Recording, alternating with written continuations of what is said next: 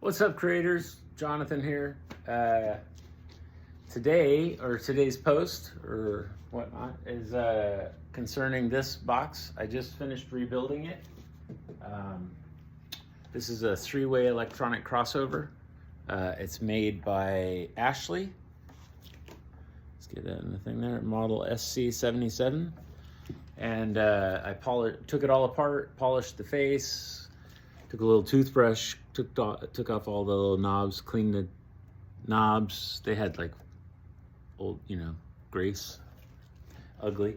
Anyways, I rebuilt the power supply. I put in silver wire, Teflon coated silver wire, high purity copper with like a silver wash. It's a nice wire. Put in new jacks. The old jacks were all rusty. So these ones, I painted the whole chassis,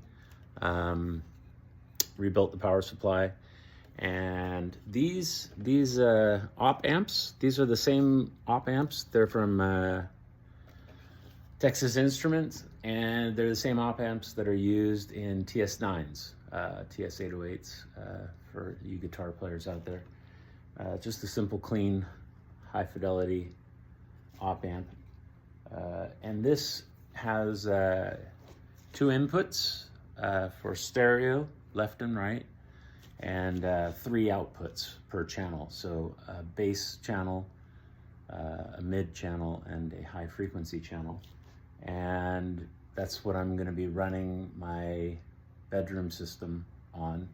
I've got some JBL 2226 subs, some D130s, and then some 075 tweeters.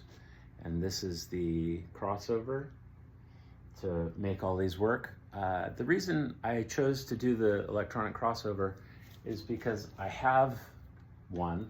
I got one to do these speakers. They had bass bins, and it worked really well. It wasn't magical. I didn't go, wow, that's like the best sounding thing I ever heard, but it did the job. It sent my horns, you can't really see that there, but the horns, high frequency, it was totally bright.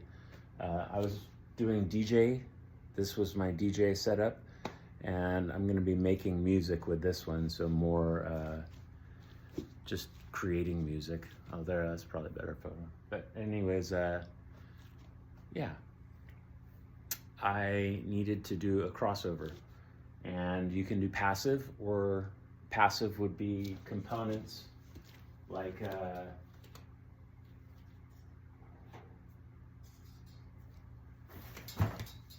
sorry for walking out there. So these are coils, and this is a capacitor. So I have been buying all the parts to do it after the amplifier. So there's a circuit to make the speakers work. There's a circuit that you can do where the crossover sits at the speaker, and you send an amplifier to the crossover, and then it splits out all of the different frequencies to three different speakers. But I have three amplifiers to power this system. So I'll have a bass amplifier for the bottom one, mid amplifier for the middle one, and then tweeter amplifier for the top one. So you can still do crossovers per driver and put them after the amplifier. But this electronic crossover, it is designed to go before the amplifier. So you only are amplifying the frequencies that you want the speaker to see. So then you can have a pure, then the speaker just connects straight to the amplifier, and the frequencies that you don't want to go to the speaker won't be there at all anyways. So there's like a front end or a back end crossover. Ultimately, you don't want a speaker to get full range unless it's a full range speaker. But if it's a three-way system, you want only bass frequencies to go to the bass, mid frequencies to go to the mid, and high frequencies to go to the high. So why I probably spent a solid 40 hours rebuilding this. 40, 50, I don't know. I didn't actually track it. I just know that it took a bit of time to pull it all apart, get all the parts, put it all back together. I just finished it this morning, and I still haven't put on the top panel. I painted the panels, also painted the chassis, painted all my screws. You can see them, so they all go in together. It'll be nice and gray, military gray at the completion. And okay, so why do this? Why have a three-way electronic crossover at the front versus a passive at the rear? So I'm ultimately going to be building passive as well, but to get going faster, now all I need to do is build the amplifiers to push these, and they've already been started. Although the crossovers are really the magic in making the amplifiers and the speakers play nice together. And I'm using vintage, like 1950s parts, and they are kind of expensive. And then the coils I get from Germany, and they take a while to get here. So when you want to, you can't just look at specs and say, oh yeah, I want this one, get a square one for a square hole type thing. It doesn't work that way. It's sonics. And when your amplifier is not exactly linear, it's a tube amplifier, so it's going to sound a certain way. And then you might go, my tweeter is too bright. I want to change that a little bit. Well, with this, you can just turn a knob, and then you've changed the frequency, and that's really nice and easy. That gives you a vantage point to see performance. Although ultimately passive is supposed to sound purer. So I kind of want to do two things. I want to listen, one, to an electronic crossover, which has op amps, which are not tubes, there's an old joke, you put sand in the signal and it's going to sound grainy. And silicon op amps are just that, they're solid state. So I personally wanted to have a tube playback for this because mostly they're vintage drivers and whatnot. And I like tubes. Although I will be playing with some solid state stuff with this, and then I think I'm actually going to run the subs with solid state because you really want the grab of solid state. It's a way better, it's a crisper entity than a tube. A tube is more soft and pleasing, and that's good for mid-range and highs. But for bass, you really want it to be just a motor, an efficient motor, and solid state does a better job, in my opinion, with that effort. So, I'm just finished the rebuild on the electronic crossover, and now I can get the speakers up and running faster than building the 6 different crossovers with passive components with the chokes and coils. Pardon me, the chokes and coils are the same thing. So I gotta find these ones. These are the vintage parts, the caps, and they're all military old things. And finding those on eBay is a little bit of a challenge. So this one is it's labeled 8 microfarad, although it tests at 10.5 microfarad. So it's not actually what it's supposed to be. It's drifted a bit,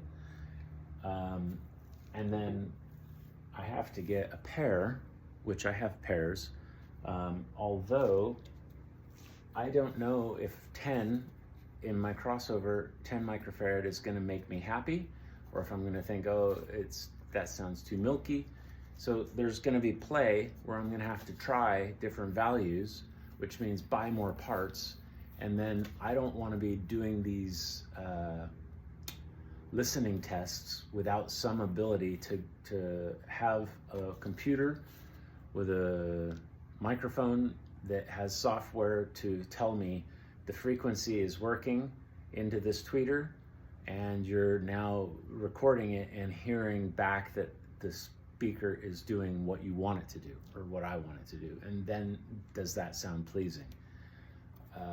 So I'm starting with the electronic crossover that's solid state, and then I'm moving into building the passive crossover after I have it working, and then I can start to go, okay, A, B, well, does it still sound good, bad, which do I like better? If this is fine, then I guess I'll use the parts for something else or some other speaker project. I ultimately want to do the passive stuff and then throw this back into the DJ rig. And now it's rebuilt, so it'll be able to serve there without any problems. Yeah. So that's today's post, really about making electronic crossovers, rebuilding things. It's my day off. I just got a new job. I work in another town now and doing electronics. And then I get home, and on the weekends I'm now working on my own stuff. It actually makes me appreciate, getting this stuff done. I could have just looked at my phone and played and, shopped, but I really, since time is more delicate now, I thought, oh, I better get that thing done. So that's fun. Yeah, so there we go. Crossovers, gotta love it. And I'm excited to be able to play these for you once I get them all done. My next thing, since I just finished the crossover, I need to finish the amplifiers next. And I have all the parts. I just,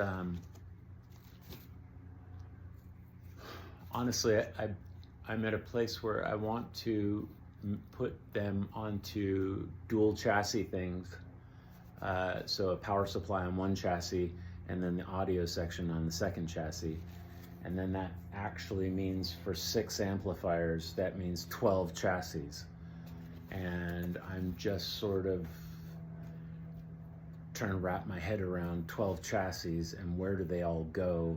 I'm getting an apartment, and this is for my bedroom, so I'm thinking like, that's a little madness. Maybe I shouldn't be doing 12 chassis. Maybe I should do one massive power supply with 3 stereo power supplies on one chassis, and then one massive amplifier for the 6 channels of 2. Maybe that's only 2 chassis. And then that might be easier to put in my bedroom, to have 2 chassis rather than 12. So I'll figure it out, and then I'll show you what I did. And then we'll go from there.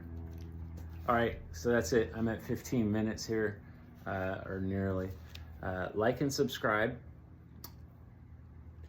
Got to get the photo for the thumbnail. How about, let's do this one this time. All right, like and subscribe. And if you want any, I don't really know. I don't really want to take requests on what the fuck I'm going to say on here. So if you want to see something, just Google it or, do something else. But yeah, hi-fi, woohoo! JBL, thank you for making awesome drivers. And Ashley, thank you for making a nice crossover. This I would recommend, by the way. There are several models. There's mono units with just one channel. There's stereo units with 2 channels. They have 2-way crossovers for like an Altec 604 has a horn in the middle and then a woofer. So they have a 2-way crossover. This one is a 3-way crossover, and they even have a 4-way crossover. So Ashley's been very busy. I think they're still in business today. I'm pretty sure they are. I tag them when I do these posts, but I don't know that they've ever said anything. It doesn't matter, I guess. But I believe it's made, I think it's an American-made thing. They used Texas Instrument op amps, so that was nice. I'm actually going to replace all the op amps when I was cleaning the sockets and cleaning the op amps because they had some corrosion. I broke some legs and then I had to solder the legs back on. Since I'm a badass, I did that. But